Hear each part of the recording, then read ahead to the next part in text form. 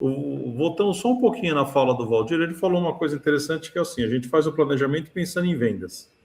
Agora, com reforma tributária, a gente tem falado em margem, né? Porque agora tem os impostos que vão vir na frente, então o que efetivamente sobra para mim. Quem é do comércio, de uma forma geral, principalmente mercados populares, eu diria, está muito acostumado ao quê? Ele sabe que às vezes ele não ganha dinheiro na venda, às vezes parece que é um preço padrão de venda, né? Você entra em alguns bairros populares, quanto que custa um determinado produto é quase que igual. E o cara muitas vezes ganha dinheiro na compra, porque ele negocia um prazo melhor, ele negocia mais parcelamento, ele compra o produto para vender, receber em 30 dias, mas vai pagar em 60, 90. Grandes lojas, grandes redes conseguem fazer isso com o seu fornecedor, mas a reforma traz uma situação um pouquinho diferente aí que eu queria que vocês comentassem. O crédito. Então, por exemplo, hoje, se eu compro de uma empresa, muitas vezes do presumido, do simples, está muito parecido. Mas com a reforma tributária tende a mudar isso por causa do CBS e do IBS, né? Aí eu diria que o presumido está se aproximando mais do lucro real nessa questão do crédito que isso pode trazer para mim.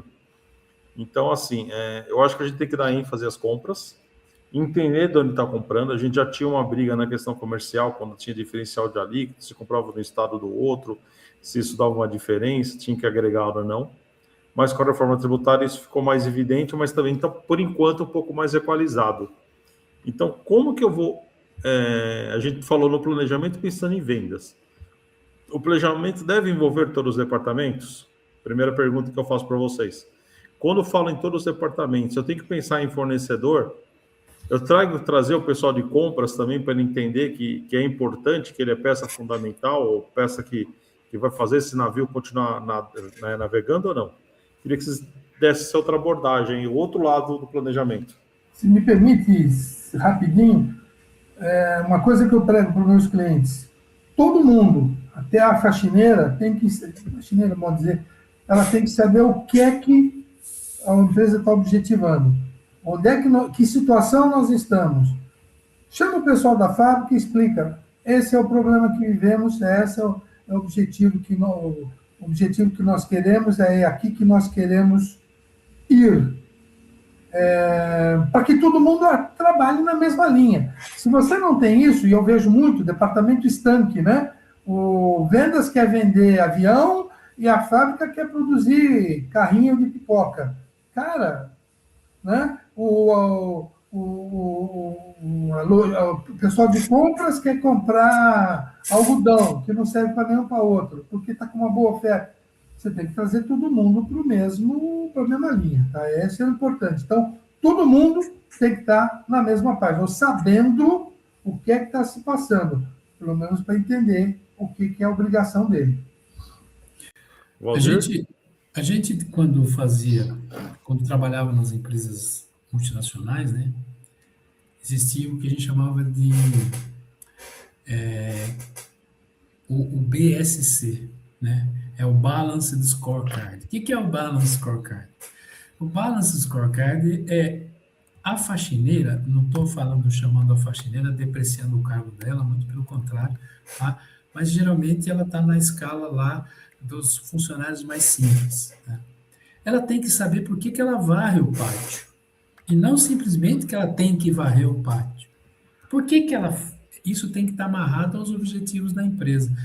E na fala anterior, a gente também tocou nesse assunto, que planejamento estratégico, orçamentos, budget, isso é cultura que a empresa tem que adquirir.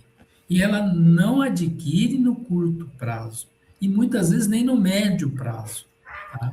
Isso vai realmente ter que ser feito um trabalho desde o início, e geralmente em torno de 1 a 2 anos para que essa cultura esteja arraigada. Então, você tocou aí, Luiz, a questão do compras, né? Você sabe que 40% do faturamento de uma empresa passa pela mão do comprador. Então, se você pega uma empresa que fatura 5 milhões mês, praticamente 2 milhões passa pela mão dele, né? Por quê? Porque ele vai estar nesse envolvimento de trazer ou matéria-prima ou todos os produtos e insumos necessários a funcionar aquela roda que a empresa está inserida, que é fabricar os produtos que ela pretende vender. Então, esse pessoal tem que ter muito essa questão na cabeça de planejamento estratégico voltado para o resultado que eu tenho que chegar. Isso é cultura, não é simplesmente você fazer uma peça e implantar e dizer, a partir de agora tem que ser assim. A gente sabe da dificuldade disso quando você pega as empresas que são departamentos estanques, ou seja, eu crio as minhas regras e ninguém se importa com o efeito que isso dá no caixa, né? Eu costumo falar muito isso, Anselmo sabe. O cavalo, ele começa pelo rabo, entendeu? O que eu quero de DRE aqui e o que eu tenho que fazer daqui até lá a Dona Maria, que está varrendo o pátio, para que chegue aqui do jeito que tem que ser, daquilo que eu planejei, tanto no planejamento estratégico, quanto também na questão orçamentária e de resultado da empresa.